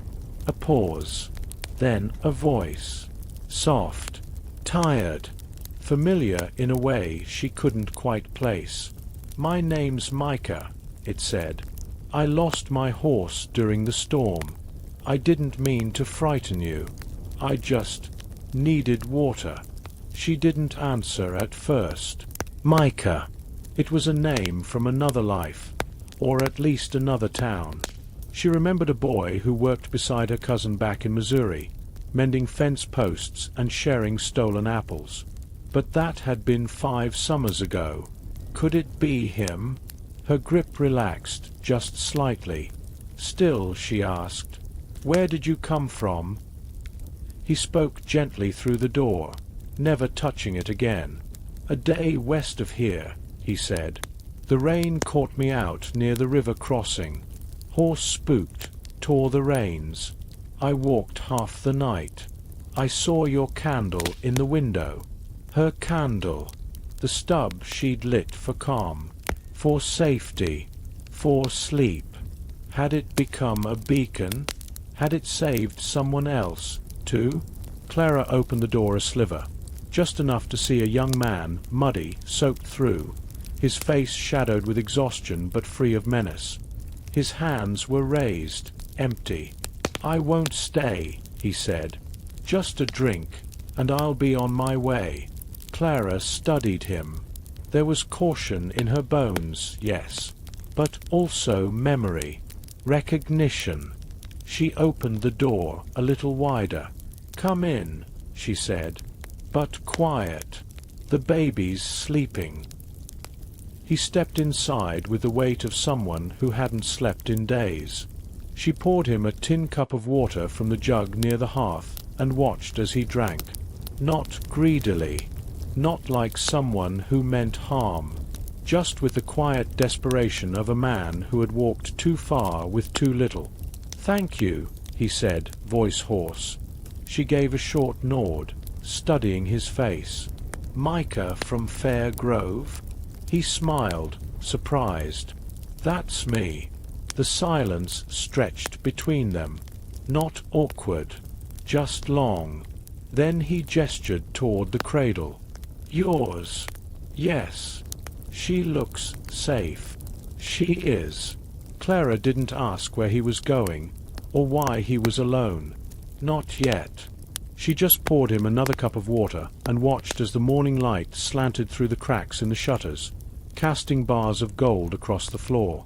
For a moment, they were just two strangers in a storm's aftermath, sharing space, sharing silence. But that, too, would shape her story. The light was beginning to slant. Not quite evening, not yet night. That in-between hour where the world seemed to hold its breath. The kind of dusk that made the wind slower, gentler, curling around the chimney and brushing through the tall grass like fingers searching for something lost. Micah had not yet left. He sat by the fire, rubbing his hands together though no cold remained.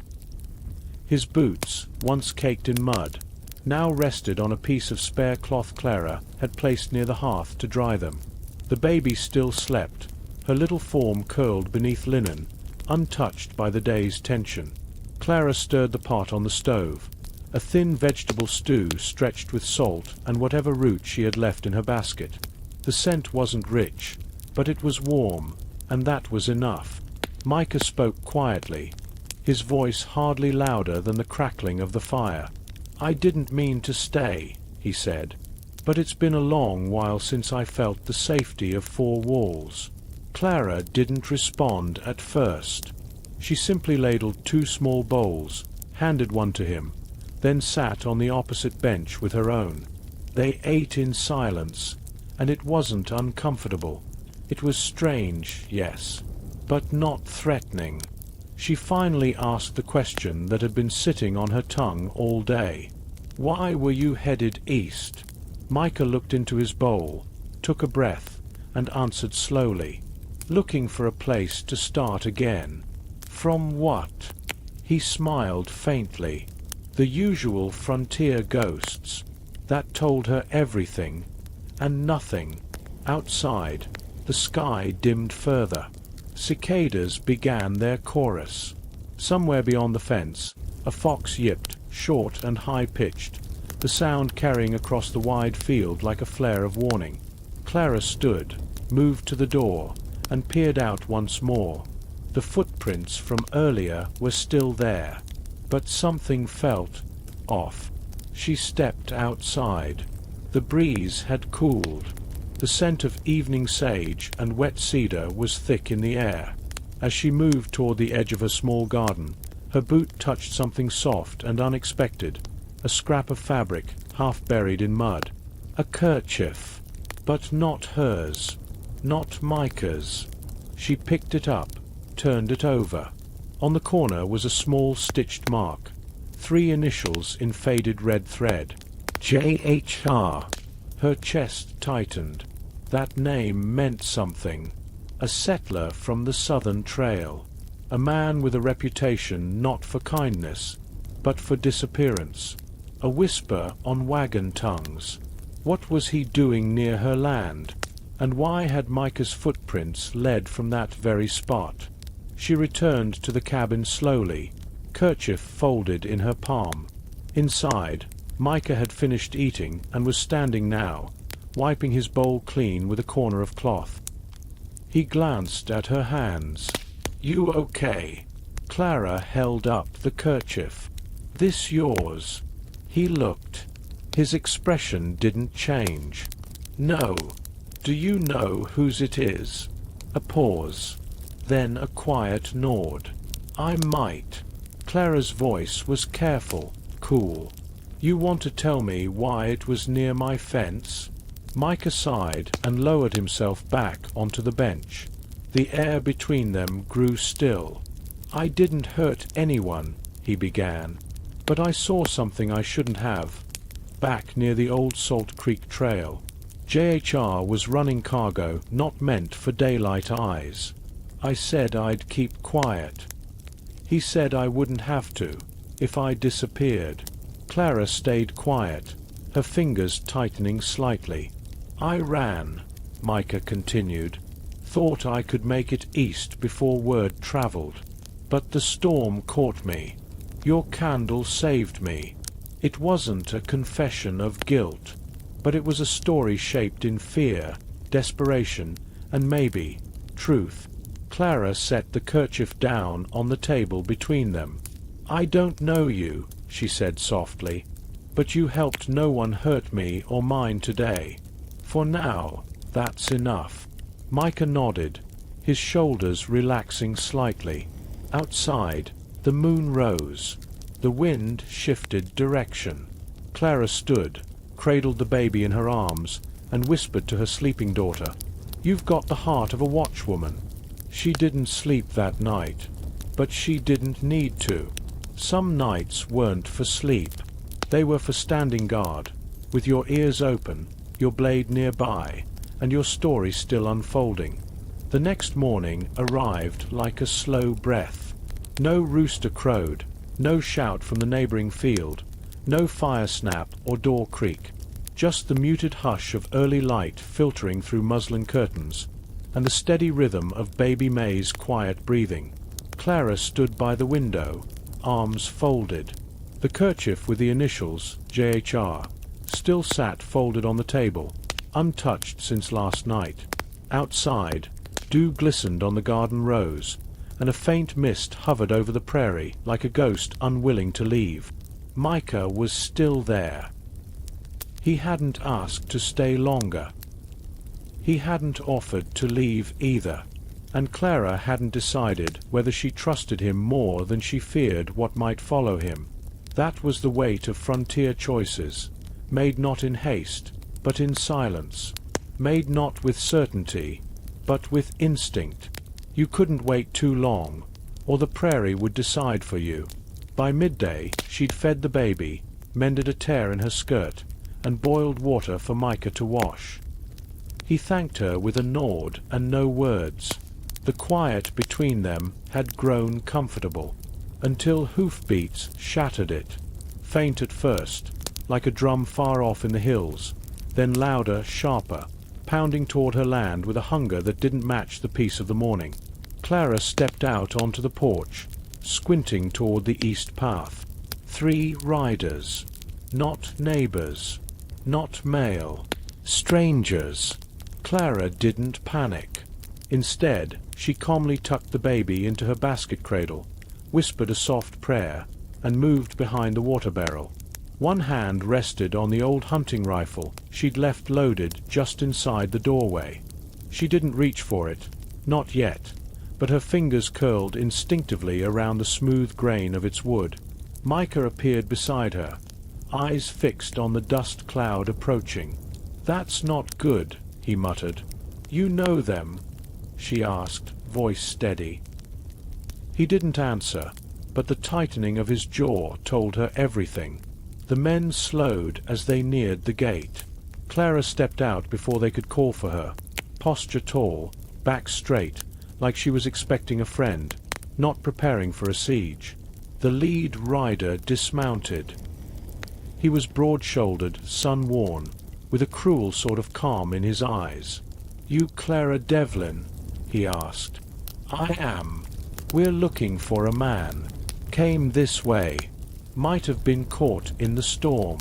Clara tilted her head. "Lots of men come through in storms. Most don't leave a name." The rider nodded. "Tall fellow. Dark coat. Wounded leg. Micah stayed hidden behind the curtain. Clara didn't glance toward the window. She didn't blink. "No one like that here," she said evenly. "Only me, my girl, and the dust." The man stared at her for a long moment, the kind of stare that made your breath freeze in your throat. Then he smiled, slow and wrong, tipped his hat and said, "Well then, mind if we water the horses?" Clara paused. This was the moment, the edge of the blade where safety slipped into risk.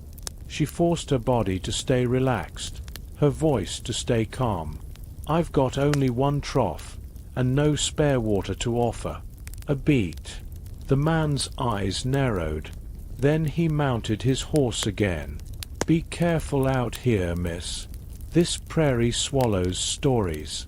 Sometimes folks go missing and ain't nobody remembers their names." And then they were gone. The dust settled slowly behind them. Clara turned to find Micah standing behind the doorframe, shoulders tense. "You didn't owe me that," he said. "No," she replied, "but I owed my daughter safety. And this story, mine, needs an ending I can choose." Micah stepped out from the shadows. "They'll be back. I know. And—" Clara took a long breath, her gaze sweeping across the field she'd planted, the roof she'd mended, the child she'd borne. "And when they do, I'll be ready." That night, the sky stretched out wide and silent, stars scattering across it like spilled seeds. The wind carried no voices, only the distant memory of hoofbeats fading into the hills. Clara sat on the porch, rifle beside her, baby asleep inside. And though the night brought fear, it also brought clarity. Sometimes danger passed. Sometimes it returned. But out here, under a prairie moon, a woman could decide what kind of story she'd tell, and who'd get to write the ending. The sun hadn't yet risen, but the village was already stirring. A faint ringing of a blacksmith's hammer echoed in the far distance, muffled by the morning mist. The air was cool, heavy with dew, and the scent of damp soil and pine bark clung to every breath. Clara sat by the window, rocking May in slow, rhythmic motions. Outside, the path to the chapel was already dotted with shadowed figures moving toward the square, most with tight shoulders and unreadable faces. Today was a gathering day, and Clara was expected. She dressed with care, not out of vanity, but out of caution. She wore her mother's dark shawl, the one with faded embroidery at the edge, and tied her hair back with a strip of linen. Modest, neat, forgettable. That was the goal. Micah stayed behind, tending the stove and watching May with quiet attention. Clara touched his shoulder before she left. "No matter what's said," she whispered, "keep the door locked until you hear my voice." Micah gave a silent nod, and she stepped into the fog.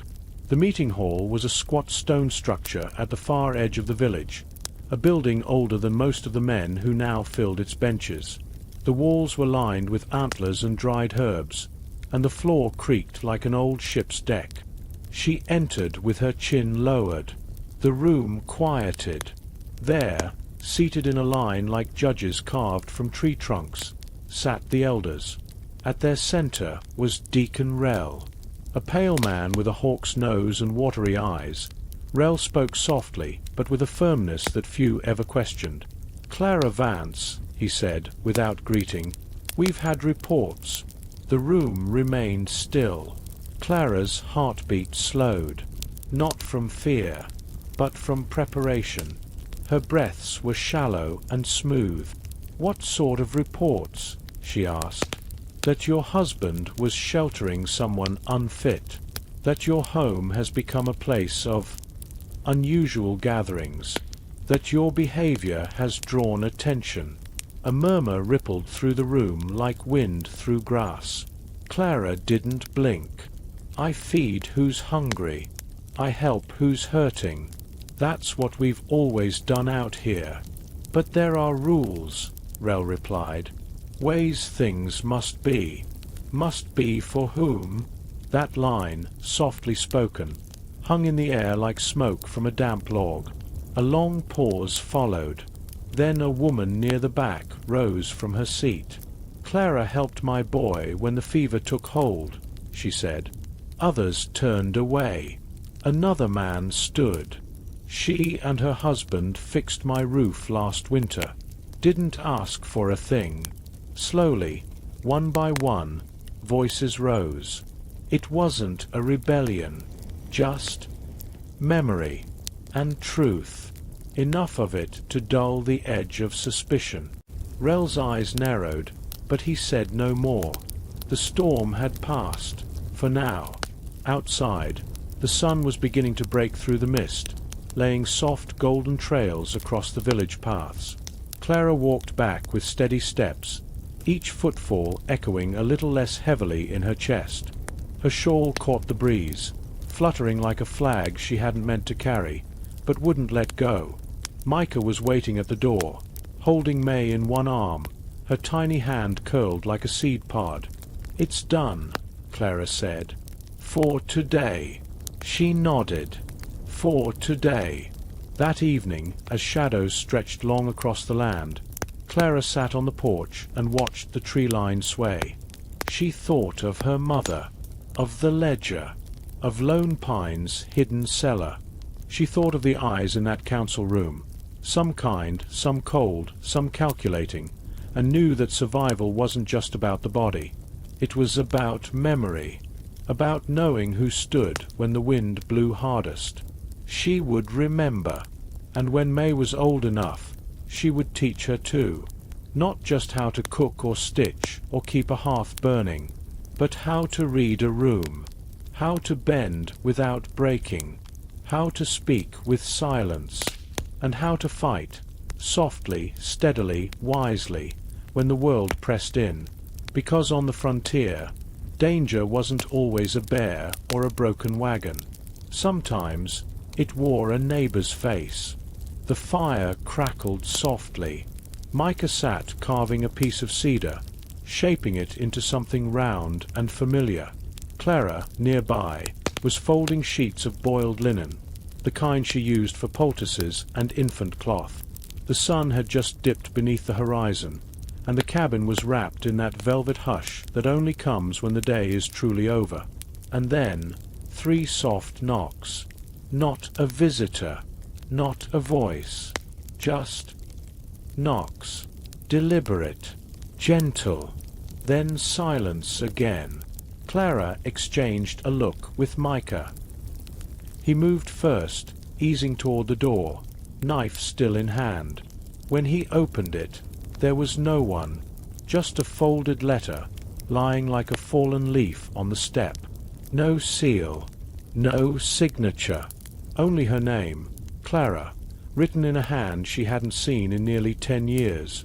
She closed the door slowly, then sat at the edge of the hearth and opened the letter by firelight, hands trembling slightly, more from memory than fear. Micah watched her carefully, saying nothing.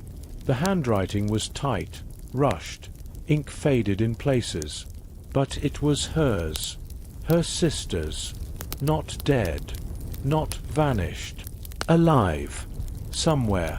The words were brief. "Clara, if you are still where we once said, I need help. Not for me, for the child.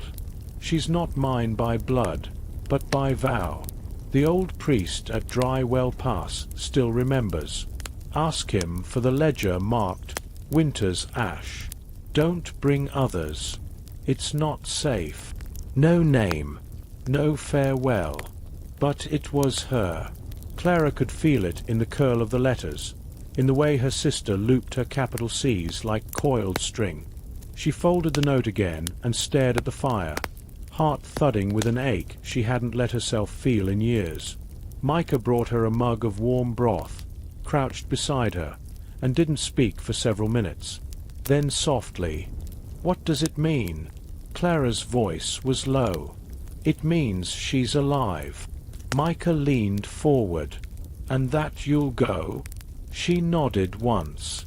"I have to. But May, I'll leave at dawn. I'll be back before the next gathering.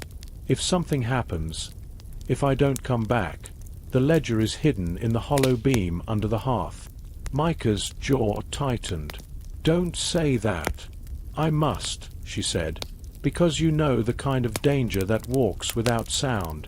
The next morning was pale and cold. Clara left with a small satchel, a flask of spring water, and a worn map tucked into her skirt pocket. She didn't ride. Horses drew attention. She walked, following deer paths and dry creek beds. The forest was damp with early frost, and crows watched from bare trees with tilted heads. Dry Well Pass was 2 valleys over, and the road there passed close to places she had long avoided. Old militia sites, widow farms, and worst of all, the red pines. She moved quietly, with purpose, and by dusk on the second day, she reached the ruined chapel that clung to the edge of Dry Well. The chapel was crumbling. Its steeple had collapsed years ago, and ivy curled through the stained-glass window frames like veins in old stone. But there was still smoke curling from the flue, faint but real. Inside, the priest sat by a fire, stirring tea in a tin cup. He looked up, his eyes clouded with age but still sharp. "I wondered when you'd come. You knew I would. She said you might." Clara lowered her hood. "Do you have the ledger?" The priest nodded toward a dusty shelf. "Winter's Ash. 3rd from the left." She found it, an old account book wrapped in cloth. Inside, pages of names, coded entries, locations, and one name circled again and again. Lark. Her sister's old name. The priest leaned back. "She's hiding in the river caves beneath the blue quarry. Smugglers still use them, but they'll let her stay, for now." "Why?" "Because she delivered the midwife's child, saved them both, and because she keeps her mouth shut." Clara tucked the book into her bag. "She asked me to find her." "I know." Clara paused. "What else did she say?" The priest's eyes softened. "She said if you came, she hoped you'd forgive her." Clara left before nightfall. She didn't go home, not yet. She turned toward the blue quarry, the sky above her deepening into twilight violet, and the stars beginning to blink open like watchful eyes. Her legs ached, and her shoulders sagged beneath the weight of her satchel. But her heart burned with something fierce and old. Not anger, not sorrow, something closer to purpose. A story still unfinished, a bond not yet broken, and somewhere ahead, beneath stone and echo. Her sister waited. The sun rose behind thin clouds, casting the morning in a silver veil. Clara's boots were soaked from the wet underbrush as she walked the final mile toward Blue Quarry, once a place of stone and labor, now a haven for secrets. Every step closer brought memories sharper. The mossy scent of the gorge, the shimmer of mica underfoot, the way voices echoed unnaturally off the walls. She hadn't been here since childhood. Back then, she and her sister Lark had played at the quarry's edge, pretending the caves led to kingdoms of foxes and forgotten queens. But now, the caves were real hiding places, and the women inside weren't playing. She reached the entrance by mid-morning, a narrow cut in the stone, mostly hidden by an outcrop of pine. From within came the softest traces of smoke. Someone had built a fire. Carefully, low to avoid being seen, Clara crouched, pressed her hand against the cool stone, and called softly, "Lark?" Only silence. Then, faintly, "Clara." Her breath caught. It was her. She stepped into the shadows. The cave opened like a mouth, narrow at first, then wider. Her footsteps echoed quietly, and as her eyes adjusted, she saw her, sitting by a small flame, holding a little girl wrapped in a patched quilt. Lark looked thinner, more worn than Clara remembered. Her dark hair was streaked with early grey, her eyes tired but still holding that same wildfire spirit. "You came," she whispered, standing slowly, the child shifting sleepily in her arms. Clara moved forward. "I said I would." The two women stood for a moment, unsure, then embraced, quietly, tightly, like survivors pulling warmth from each other. They sat together near the fire. The child, whose name was Unia, was not Lark's by blood. She had been born to a runaway bride who died in childbirth, and Lark had taken her without question. "She has no one else," Lark explained. "No one but me. And I couldn't let them take her." "Who was chasing you?" Lark exhaled. "A merchant. Said he owned Unia's mother. Claimed she was his contracted bride. He tried to force her back when she ran. She didn't survive the escape, but Unia did. So now, he wants her. Like property." Clara's hands curled into fists. "You can't stay here forever," Clara said gently.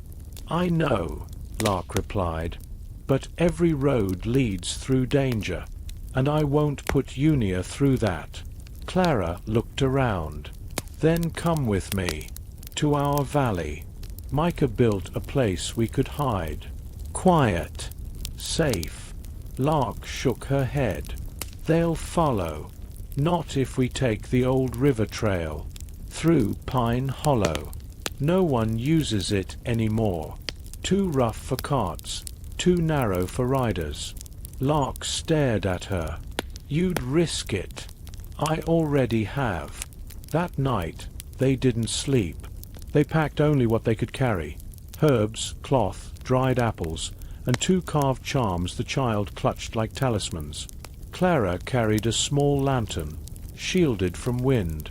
Lark wrapped Unia tight against her back with linen and wool, and before the moon reached its height, they slipped out of the cave and vanished into the trees. The river trail was brutal, twisting, narrow, littered with fallen branches and thick brambles. But it was also hidden and quiet. They spoke little, just the soft sounds of breath, of boots brushing moss, of birds shifting in their nests.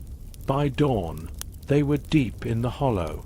Lark stumbled once, her ankle twisting, but Clara caught her. Unia never cried. She only watched, wide-eyed, absorbing everything like a child too young to understand, but too wise to ignore. They stopped near a cedar grove for water. Lark leaned back against the trunk, eyes fluttering shut. Clara touched her sister's hand. "We're close now." "I know," she whispered. "I feel it." And indeed, the air was changing, growing softer, warmer, safer, a place where rest could finally come.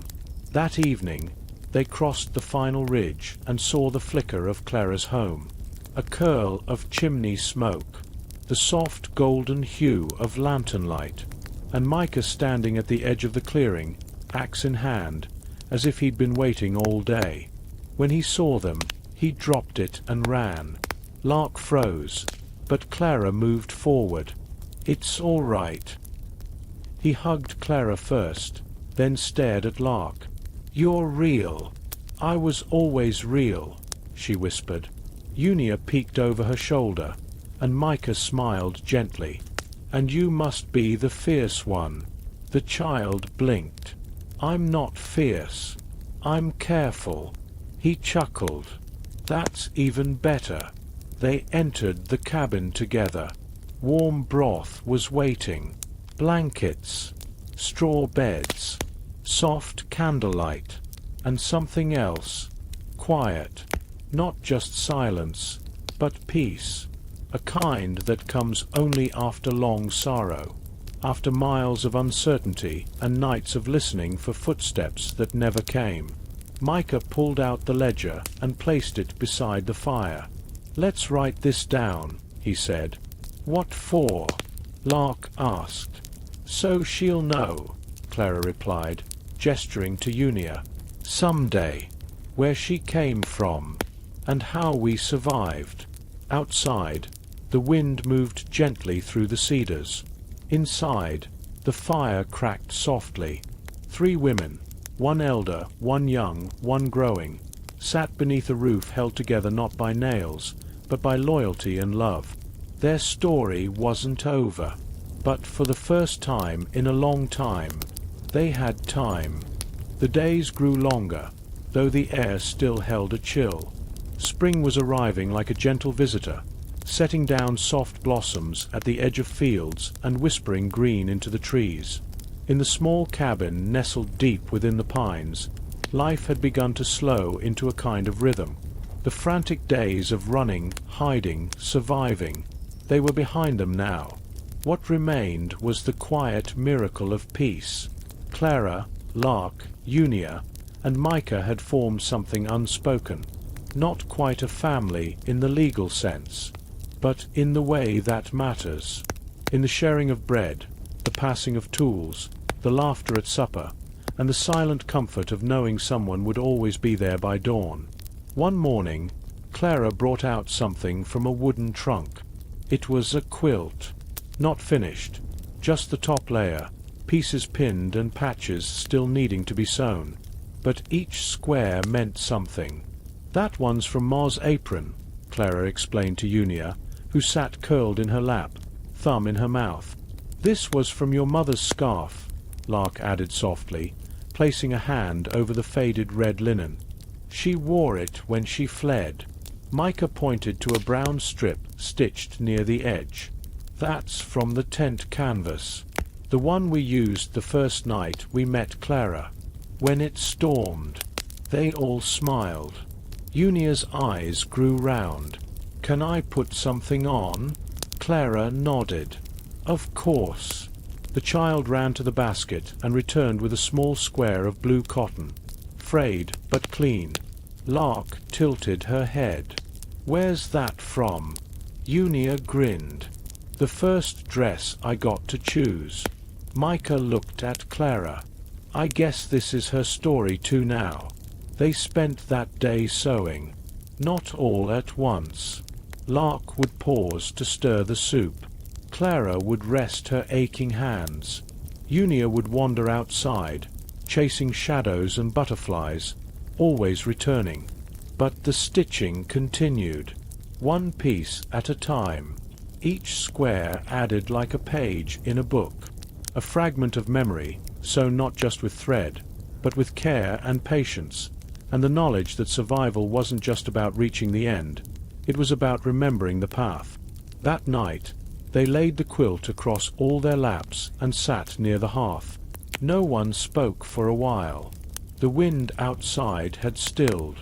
The embers glowed like sleeping stars, and the room filled with that golden hush that comes only at the close of something sacred.